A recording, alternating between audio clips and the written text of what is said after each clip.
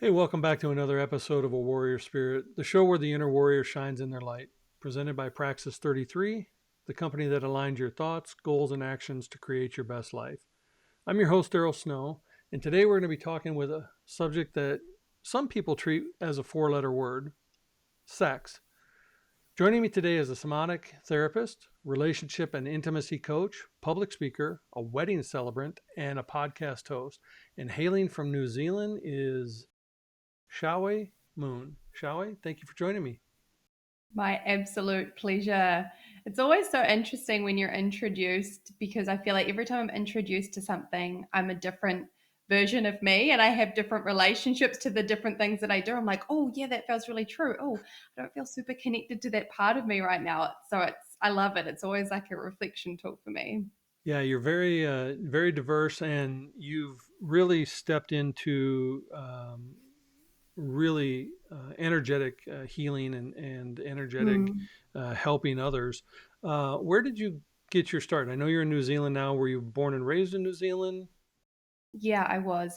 So my mum is Maori, so our bloodline is native to New Zealand, and then my dad is French. He moved here when he was a kid and spent time kind of traveling around different places before they landed in New Zealand. So uh, was born here, spent most of my life here. I have spent some time over in France as well with our family over there. Like I lived there for about 7 months when I was a kid and have been over 5 times. So that's my second home, definitely over in Europe. And yeah, I've moved all around New Zealand. So I say all around, and probably for most people listening, they think New Zealand is like this big, Yeah, yeah. which it is. I think you can But I've run. lived all around it. Yeah, I think you can run from end to end if you're really on an energetic day. People do. They Yeah, do charity events. Yeah, well, they'll run around all of New Zealand. nice. Was your childhood, happy on the island? Was it, what was your childhood like? It's only been in the last few years through somatic therapy tools, which is what I'm really passionate about in my work. I have actually been able to access quite a lot of my memories. So, from the age of 10, I have most of my memories. Under the age of 10, very, very little.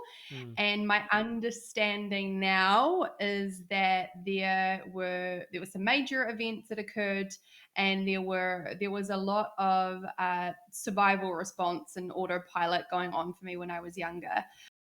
So yeah, I was exposed to some violence when I was really, really young. So my parents actually only stayed together for about 9 months after I was born and then separated. And then my biological mother moved. So she moved over to the UK.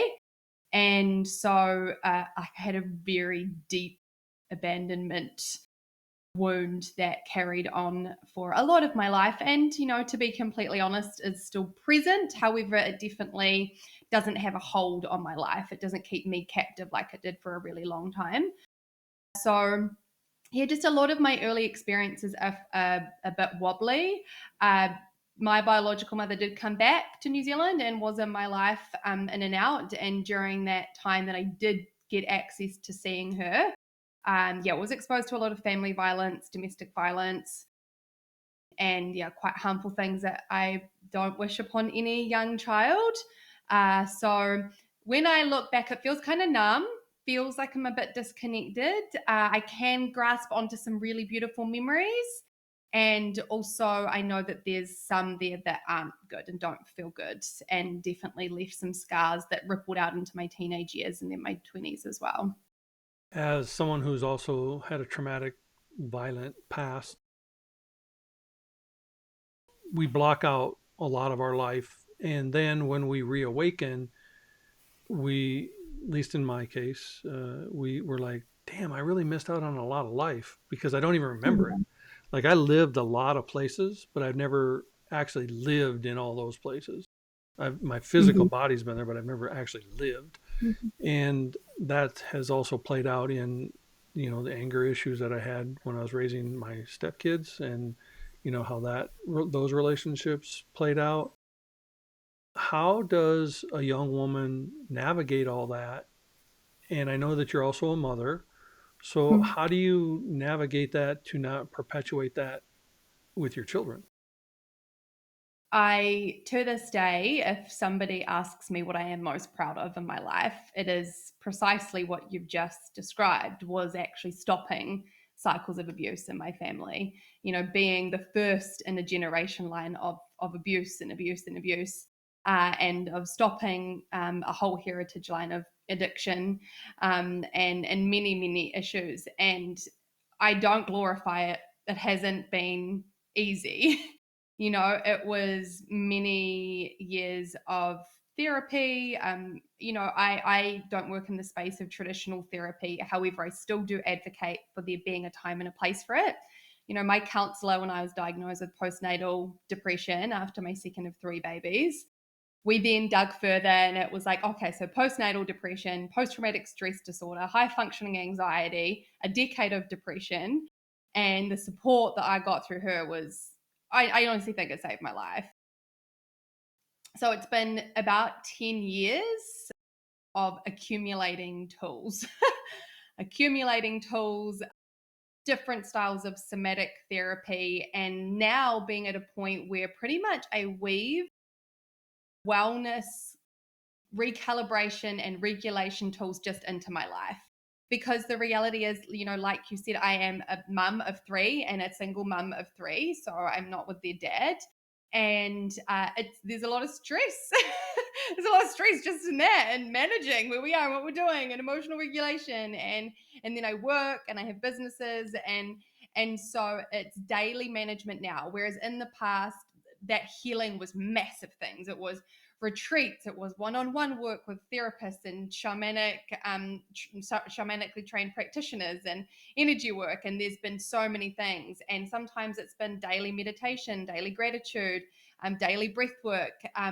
Sometimes it has been, now I do have daily practices, and you know what? I might spend the rest of my life doing daily practices to regulate my nervous system because of what my life has been, and that's okay. I'm okay with that. So I'm not going to sit there and be like, I wish I could just always feel good. I think, that's that chasing that love and light version that's like, oh, I'll be happy when I'm fully healed, as opposed to, you know what? I'm doing pretty well. My kids are happy and loved and cared for, and they definitely didn't have the childhood I had. And so we celebrate that. Well, the reality of healing is that it is a journey, not a destination. You are never Yeah. fully 100% healed, and I don't care how healthy you think you are. There's something else that can be worked on, elevating your life and continuing to grow. So it is important to quit chasing a destination, and enjoy Mhm. the journey and the pathway that you are, and celebrate. Because if I used to do professional photography, and it'd be amazing. Like, you'd be walking down this path of tree lined, you know, just this path tree lined, and you'd see it from one angle. And then if you just turned around and looked behind you, it was an entirely different picture, an Mhm. entirely different photograph. So in our healing journey, if you just turn around and look, it's amazing how far you've come and how much you've changed.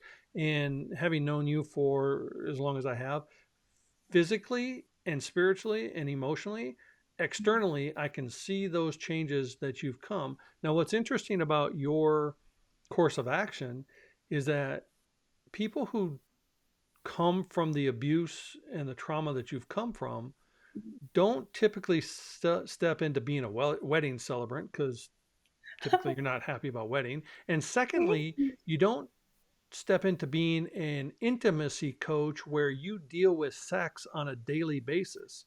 So, how did you step into something that really, for others, could have been traumatic? Mhm. So it all started when I started doing my Reiki attunements. So it would have been, how long ago was that? Maybe 6 years ago, I came across Reiki as a form of healing, and I started receiving Reiki treatments and was blown away by how I physically felt, emotionally, spiritually, mentally. And at that point, hadn't really experienced many things like that. Then decided to train in it, and the more that I did that, and the more that I learned about myself through that, and then working with other people, honestly, I don't think it was a choice. I don't think it was a choice. I think it was me listening to where I was being guided by spirit, by God, by goddess. And I remember starting to unpack my own journey and really working with shame, like really sitting with shame and how it holds us so tightly. And, when we look at those early years, because my background's actually in education and I still work in education now. And when we look at those early years and the foundation of relationships, so much of what is at the core is our relationships to ourselves, to our faith, to others. And what sits the most in the place of shame is often sex and intimacy. And when you speak to people, often you'll come across an inability to be vulnerable, to connect, to be able to go into really intimate places. And I wanted to have work that went like right to the core. A lot of it is sitting up here, and like mindset work is amazing, and personal development work, and reading the books to break through self-limiting beliefs, and rewriting and doing affirmations, and all of that is incredible and powerful. However, for even if you look at coaches and people that work in the wellness space, a lot of people will still avoid sex, and a lot of people will still avoid those places because there is such deep collective shame and pain that sits there. And so for me, I'm like, let's go there. Like, let's go to the place where there's the most amount of suppression, and particularly for us as women, there's so much collective suppression. There are still places in the world now where if we are not even just sexually expressive, but expressive in any way as a woman, then we're murdered for it. And we have heritage lines of women who are murdered for it. And we all remember lifetimes we were murdered for it, for being in our sensuality, in our bodies. And so it felt like a really good way to be able to reach a level of healing that most people don't want to touch. When I said in the opening that a lot of people still consider a four-letter word sex, it's it's amazing to me that in 2025 we still have this taboo mentality, and Yeah. especially here in America, the Western culture is so like sex is prominent in our TV commercials inadvertently, or not in Mhm. overtly. It's prominent in our advertising overtly. It's prominent in our messaging for everything else overtly. But if you Everything. openly speak of it and you openly look, like you're in New Zealand and I've been to other parts of Europe, nudity and sexuality is not a big deal, and so therefore it's not taboo, and people are more in touch with their sexuality. You come here to America, and people are so worried about even saying, like, Mhm. we don't say this egregiously in our house, but people won't even say the word fuck. Like, Mhm. swearing and sex are so taboo. And it's interesting in what you do. Do you find that the men are as unconnected with it as the women, or is it typically one or the other? So I'll give you some perspective on New Zealand, right? And I actually wish I'd done some stats for what's happening over there. So last year, I spent the whole year working with our year 9 and year 10 students here in New Zealand in my area. So they would be between 13 and 15, 13 to 15 years old, doing consent education and essentially sexual harm prevention. And so when we were going into the classrooms, we were giving them statistics. And this is why it's so important for us to be having these conversations. In New Zealand, 1 in 4, and this is only reported, now only 1 in 10 cases is reported, 1 in 4 females have experienced sexual harm. And that is under the age of 15 as well. And 1 in 10 males. Now, I can guarantee that's a whole lot higher because, again, that's only reported. And the shame that particularly men experience in actually reporting their sexual harm is the biggest barrier. And so when I look at my clients, because I do specialize in sexual trauma awareness and working with people to heal through those experiences, I have percentage wise just as many males that have experienced sexual harm as females. And so, what that begins to tell us is that, first of all, that untreated and unacknowledged trauma that so many people are sitting with. When we look at statistics, it's either you or someone that you know who has experienced some kind of sexual harm. And so then we start to see why people are so afraid to talk about it. Same thing here in New Zealand. We have a suicide epidemic. We have the worst youth suicide rates globally in the OECD. And one of the reasons, and I know this from working with young people, that we still have these rates is because people are so afraid to talk about it. Wait a minute. People You are said so globally? Wait a minute. in Your the rate OECD, is globally the worst? mhm, the Really? worst. Yeah, Okay. youth and males. Yeah. Okay. Go We ahead. literally are in an epidemic when it comes to our youth suicides. It is Wow. absolutely horrific. Wow. Horrific. And so the not talking about it, the not addressing it is leading to that shame sitting in there. Then it's exactly the same with sex. Just because we don't talk about it doesn't mean it's not happening. Just because we don't talk about it doesn't mean that people haven't experienced harm. Just because we're not talking about it doesn't mean that people aren't experiencing insecurities in their bodies, in their love lives, in their intimacy. We're also in a testosterone crisis. We're in like absolute medical crisis when it comes to sexual malfunction and dysfunction within the bedroom, like we've never seen before and with younger than we've ever seen before. We're in a pornography crisis, where what particularly young people are coming across and having as their education, because young people are looking to learn, right? And if adults around them aren't willing to have the conversations because they're too embarrassed to talk about it, they're going to go other places to learn. And there's places online we don't want them to learn that's what sex is. And this is why, thank you so much for being open to having conversations about this, because if we can all be part of the change, then it changes what our young people and us and everyone else, but what we're going to experience when it comes to not having safe spaces to actually be able to talk about it. So yeah, to come back to that men and women, I have just as many men and women that come and they want to have better intimacy and they want to have better sex lives and they want to feel more confident in their bodies, and more couples now as well that are going, like, we weren't taught this stuff. We weren't taught how to have great sex. We were taught how to not get pregnant, and that's about it, and how to not catch STDs.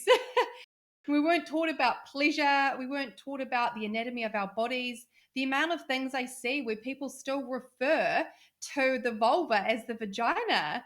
And I'm like, that's not even correct anatomy, like or that can't identify the clitoris, and the same thing with men as well, that can't identify the actual anatomy of our sexual organs. And it's because of this shame and this discomfort in speaking about them, that just feeds into that place where people aren't getting the help they need to be able to either heal if there's been trauma or just have better experiences. And why do you think, in your professional opinion, because you are a professional, why do you think, in your professional opinion, people have such a hard time expressing sexuality or even discussing it?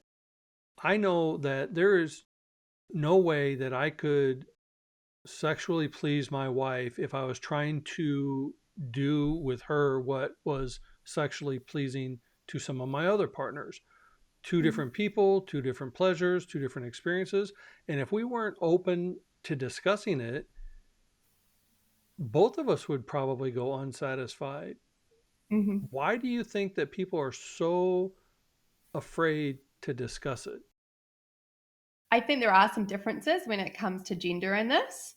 There is definitely a history of women feeling silenced and women feeling like they can't ask for what they want.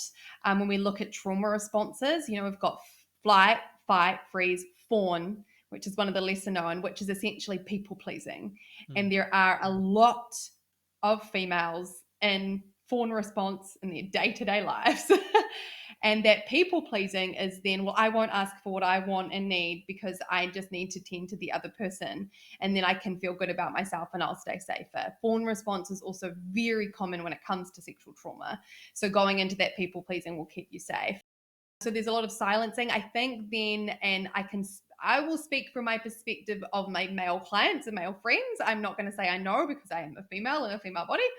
But what I definitely know is pride and ego, right? So pride is so important for the man, and absolutely, we honor and we love and we respect the man. And so when that pride or that ego is bruised, and so actually like asking, is that okay? And maybe the response being no from your partner, oof, like, oh gosh, that could hurt, or like saying like, do you like it like that? And them actually being like, well, actually, if you did it differently, oh,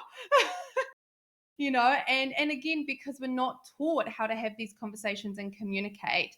And it's one of my most favorite things to do is giving tools like consent tools. Here's some frameworks we can use to figure out what we like and don't like.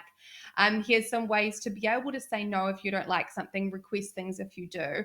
And also I think it's because there's just such great differences and wonderful differences between, and I'll speak, this conversation comes from the biology and based on what we understand in the science of a male body and a female body and a male brain and a female brain.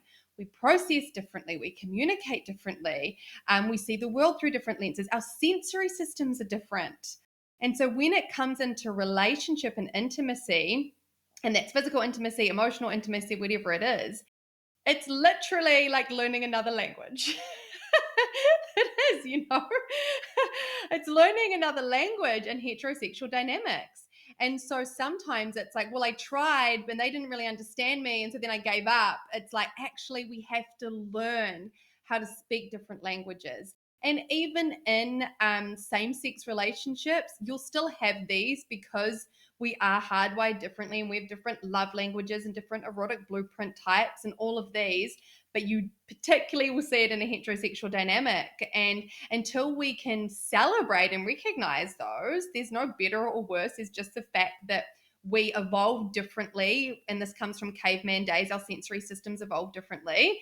Until we can recognize those, it's like it's this space between us that doesn't get to close.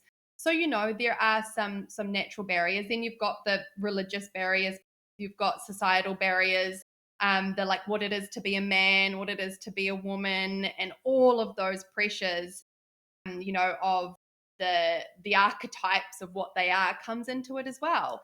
As opposed to, some dynamics is completely the opposite of what the archetype should be if actually the honest conversations were to happen.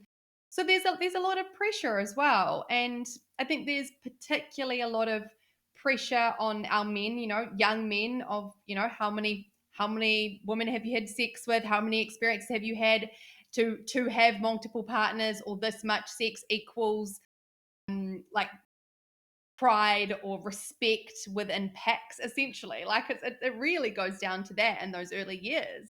Well, two things. First off, I used to tell my male friends that you'll never satisfy a woman until you satisfy her brain. You need to fuck I love her mind before you fuck her. that. And if you don't, you're just going to go through the motions. And secondly, as someone who used sex as a tool to feel better about myself, the quantity had more to do with me trying to prove something to me for self worth than being a man, and Mm-hmm. using sex as barometer to my own self worth Mm-hmm. was way wrong. I mean, I think back and how many women did I have to either physically or spiritually apologize to because I used them to make me feel better instead of, helping them. So, the myths need to be addressed and need to be changed. Mm-hmm. One of the other things that I find interesting, especially given your history of trauma, on your website, you and on some of your videos, you openly show bondage. And Mm-hmm. bondage from imagery can often be thought of as, a major taboo and a major power dynamic. How did you come to be so open with that dynamic and then teaching others? Because it's on your website as a service you provide. So, how did you Mm-hmm. come to doing all that? Oh, I love this. I love this conversation. So, first of all, just to give a reflection on what you just shared, and thank you for the willingness to speak into that, is that me too. I definitely had many sexual experiences in my younger years that was to try and fill a void. I felt not pretty, not enough, not worthy, not desired, and you can kind of see where that started to come from in my really young years. And so it was just to fill that space, and it can be, oh, such a powerful way to instill self-limiting beliefs, really. So yeah, so going from that, from being in a place where I used sex as a way to try and fill my pain, really, and try and heal my pain, to actually finding tools within the space of sexuality that truly actually helped to heal pain. And so if we go back to becoming a Reiki practitioner, developing a fascination with Tantra. So originally, I came across Tantra. So I had a podcast called Sex with My Ex, which was such a great podcast, and we still have our episodes live. And we would have started that about 5 years ago, and that was co-hosted with my ex-boyfriend when I was 14, and we started interviewing different people. And we had an incredible conversation with Rebecca Lowry around the energetics of intimacy.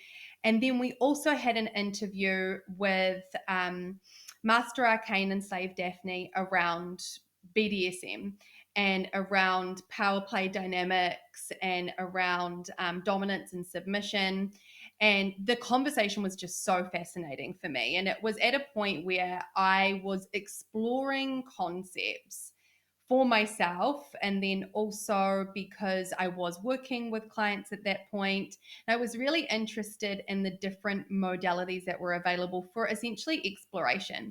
I'd been like married for 7.5 years, then I've been in another long-term relationship, and I was single, and I wanted to find ways to explore different things. So then personally looked at exploring, so both power exchange, so dominance and submission within the space of BDSM, and shibari. So shibari is a form of bondage, rope bondage, Japanese rope bondage. And shibari in itself, as a bondage method, is not sexual. Kambaku, which is the same kind of tying, has a sexual element to it. So I actually fully manifested a shibari rigger. So he'd had 10 years experience, was a friend of a friend. I'd mentioned something around shibari, and a friend said, I know someone that's been looking for a rope bunny. So that's someone that gets tied up with shibari. Would you be interested in meeting him? And I was like, heck yes. I'm just fascinated by these spaces where, and this is why me personally, and I know a lot of the reasons that so many other people come across and are really intrigued by power exchange, submission, shibari, bondage. I live a life where I have a lot of responsibilities. I have children that I'm raising. I have multiple businesses. I have a job. I have a house I need to look after. I pay all my bills myself.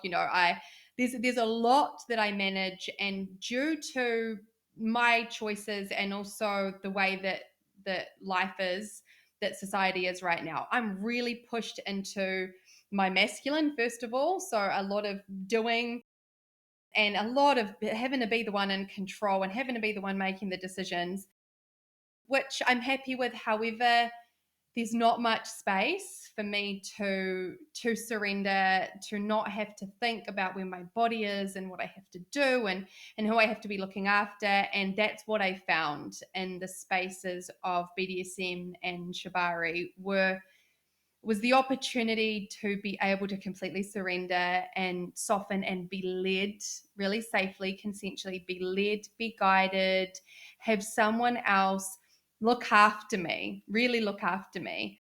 And these dynamics can be in any gender dynamic, in any relationship dynamic, when they're done safely and with consent, informed consent.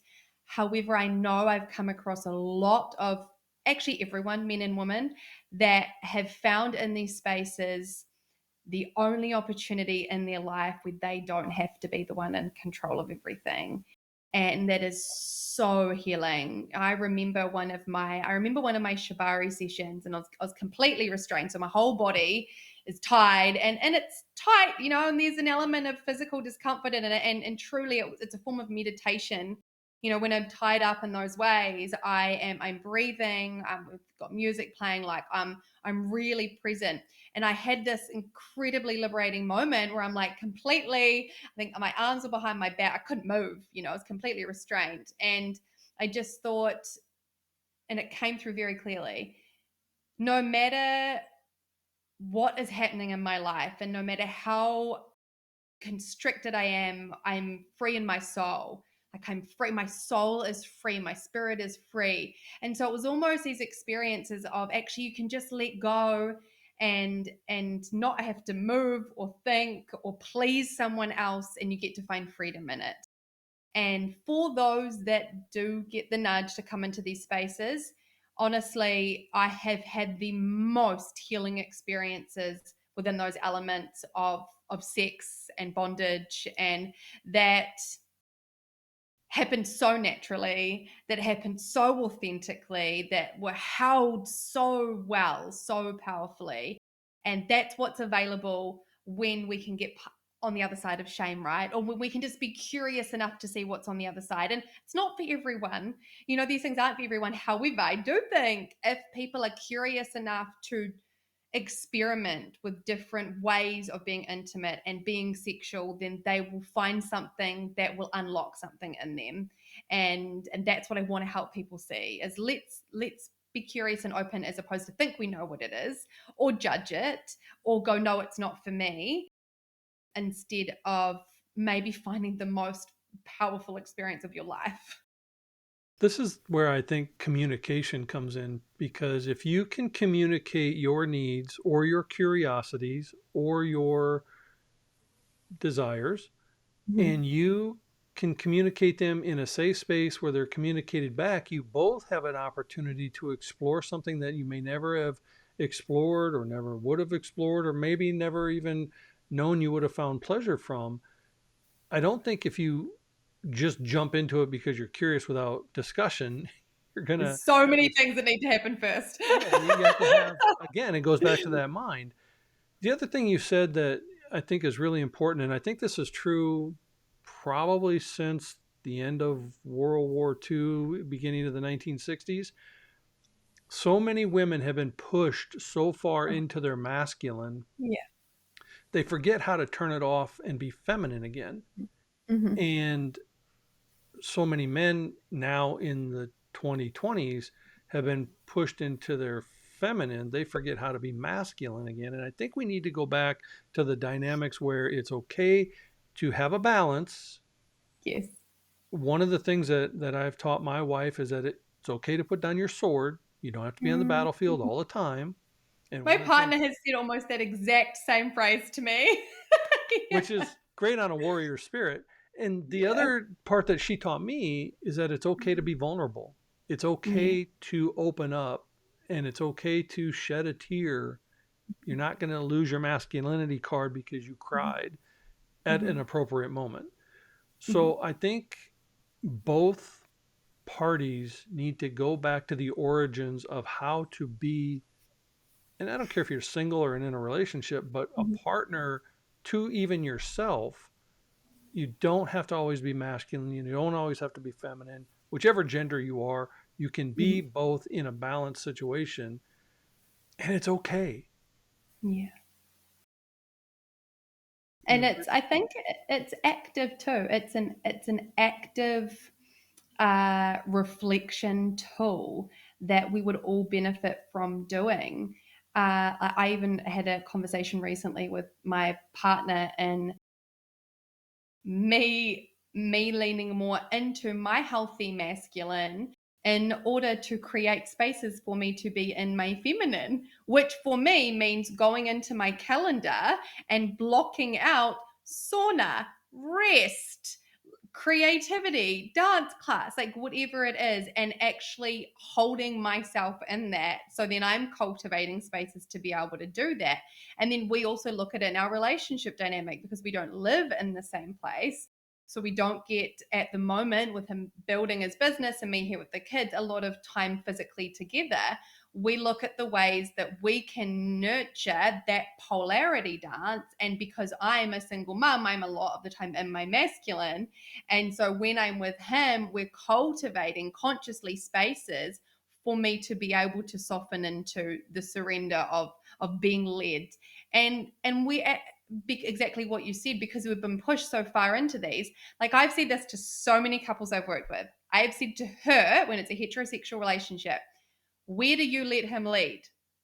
Where do you create spaces for him to lead in this relationship dynamic? And they'll be like, mate, you just decide everything, do everything. Oh, we're doing this, we're organizing this. And there's so much in that because we have needed to develop this self-sustainable independence within us because we've been pushed so far into it, which is really unnatural for us. But they're like, oh, not really ever. I'm like, well, then how can you expect him to be able to hold you? And where are you giving him the opportunity to prove or show that you are safe with him and you can trust him? Respect and trust and safety, massively important for us to be creating times when we're celebrating those. And like I even say it to my male friends, if we're out somewhere, it's like, I feel so safe with you. And you can just see how powerful like that is in itself, because as women, we just want to feel safe. And as men, you want to feel like you can protect, right? And and so it's really that we all can benefit from being conscious of this and not just thinking about it, actually doing things to help create these more in harmony balances internally within us and then in our relationships, whether it's romantic or family or workplaces or whatever, so we can just start to get that moving in a much more sustainable way, because it hasn't been sustainable. And it's a very complex dynamic within a person because you have the trauma that Mm-hmm. a vast majority of women have had. You have Mm-hmm. societal, which have propagated them into their masculine for survival. And then you also bring in cultural. My wife is Portuguese. She was born in the Azores. And we went back to visit her family. In our household, we don't have gender roles. So I clean, I do dishes, I vacuum, she cooks, I dry. We don't have these your job, my job. We're running a household. And when we went back to Portugal, to the Azores to visit her family, I got up to do the dishes. And now I don't speak Portuguese, so I didn't know this was the conversation going on. But her aunts were asking her, "Is he mad at you?" No, Oh, why? Why? Well, because he's off doing the dishes. You're supposed to be doing that. And I'm floored wow. by even culturally, gender roles Mm-hmm. push you into this is your role, that's your role. So the dynamic of coming out of that is so challenging. And I can imagine that, like, if someone were listening to you right now who was trying to find their sexuality, their safe space, what would you say to them, to their first point of direction? Because it is a long journey and it's a process, Yeah. but every process has a first step. Mm. What do you recommend being that first step? So, the very first question that I would invite someone to ask themselves is if there has been trauma. So, if there has been some kind of sexual trauma, and just to break down even trauma as a construct, because it can be really misunderstood. So, any experience that we have in life that creates a dysregulation to our nervous system, to our internal system, and puts us in a stress response, that creates a stress cycle that then wants to be completed. Now, if we do not have the chance to fully process that, or it is a major trauma and there is no opportunity to, then that will stay with us for life. And so when you look at sexual trauma, I often hear things like, oh, it wasn't that bad though, or oh, but they didn't rape me, or oh, but it wasn't. And so when we start this, I really want to make it clear that if you've experienced something within the space of sex that has created that discomfort and that response in the body, then that is valid and that is true in your experience and deserves to have support and help. Now, the reason I bring this in is that more than likely you're going to benefit from getting some kind of therapeutic support with that.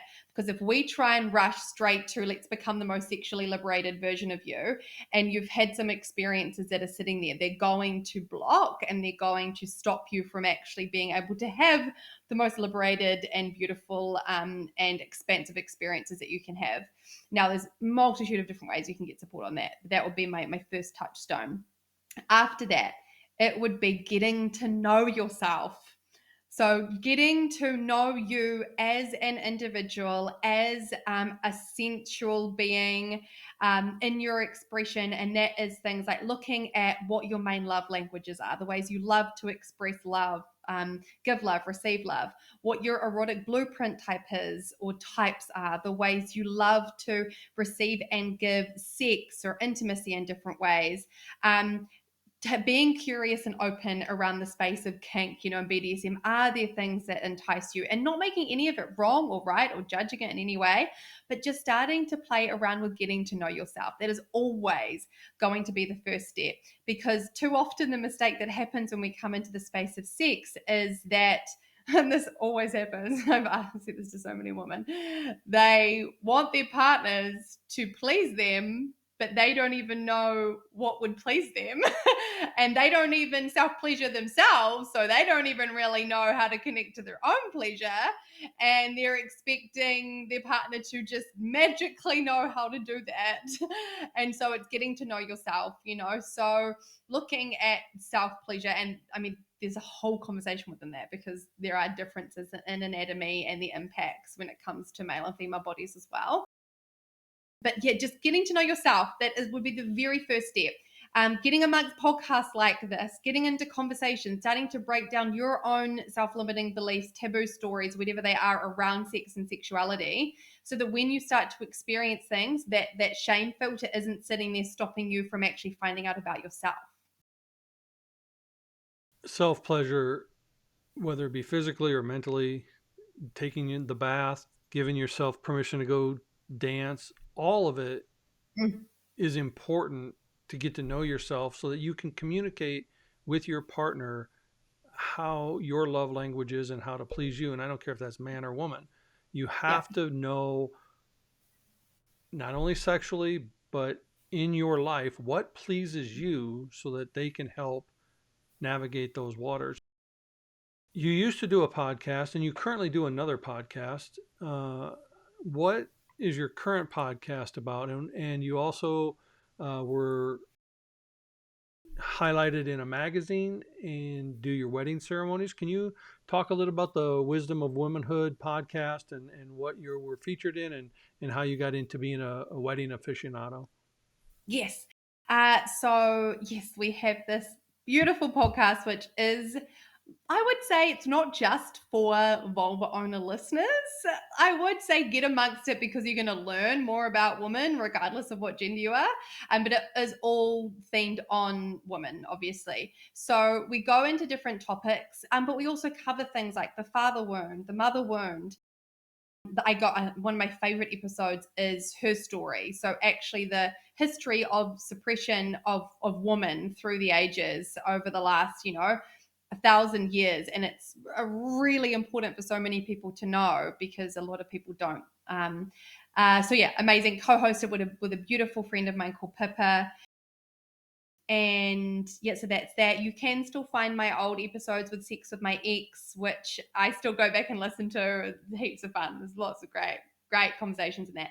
There's conversations around starting up conversations around fantasy. There's conversations around kink, around love languages, erotic blueprint types, all different kinds of things within that space. It's really fun. So, weddings, I was asked because I've been running retreats and workshops and all this kind of stuff for many years. I was asked by someone to actually do their 10-year vow renewal, to hold the ceremony for them. And I was like, yeah, sure. I've never done that, but that'll be fun. I love love. I love love. I love love. So did that, and then had this impulse of, oh my gosh, okay, I should do this. I should actually do weddings. So yeah, this will be my like first full wedding season I've just come out of. I've got my last one next weekend, and it is, I'm going to tell you, actually my favorite thing about weddings is that it is one of the only socially acceptable places for people to be expressively emotional. I just love it. I love if it's a hetero relationship, you've got him there. The moment he sees her, he bursts into tears. You've got the dads that are there crying. You've got, the friends that have known them for years. You've got kids there because it's their second or third marriages. Like, it's just so beautiful to see humans actually freely expressing themselves. The vows that couples write to each other, it lights me up, and I love it. And I love co-creating with people to bring their visions to life. And I also happen to bring in all of the couples that want the really quirky like weddings where we're doing really cool things, and actually we're just having ceremonies that happen to also be weddings. So that's really cool. And yeah, so I was featured last year in Light Up Mag, which is an online mag that's actually global, but is the editor is based here in the Bay Plenty where I live. And it was a great opportunity. I think, I've spoken on lots of podcasts and spoken about my life, but it was a really great opportunity to do a really nice reflection on where I was at. We broke down a lot of my story, my own experiences, my marriage breakup, the deep, dark places in my journeys through depression. And then again, very similar to this podcast episode, kind of how a lot of that alchemized and turned into the ways that I so gratefully get to help and give back to people. So yeah, it was really special to be part of. And again, just bringing conversations to the people that need to be had that are real. I'm so much about real. I'm not going to sit here and miss out things from my life, or it's taken a while to get there, or glorify anything. I'm really honest about it. And that's what I would love to see more of as well. Well, we can definitely continue talking about this for hours because it's a great subject and it needs to be brought to light. And you're very knowledgeable in what you do. And I appreciate you Mm. joining me on this episode. I'm going to ask you the one last question that I ask all my guests. What does a warrior spirit or having a warrior spirit mean to Choiwee? A couple of years ago, I would have said resiliency. However, I'm at a point in my life now where I don't glorify resiliency anymore, because I used to glorify it and go, I'm so proud of myself because I just keep going and I just keep going.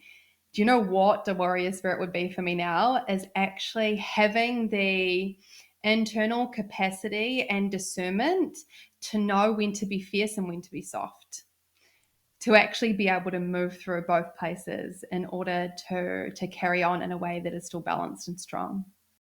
That is phenomenal. And having watched you over the last 4 years in our friendship and the circles that we run in, it's wonderful to see you actually step into your own warrior spirit and shine your light, because your light is going to help enlighten others. And I just appreciate you, and I appreciate that you're part of my tribe.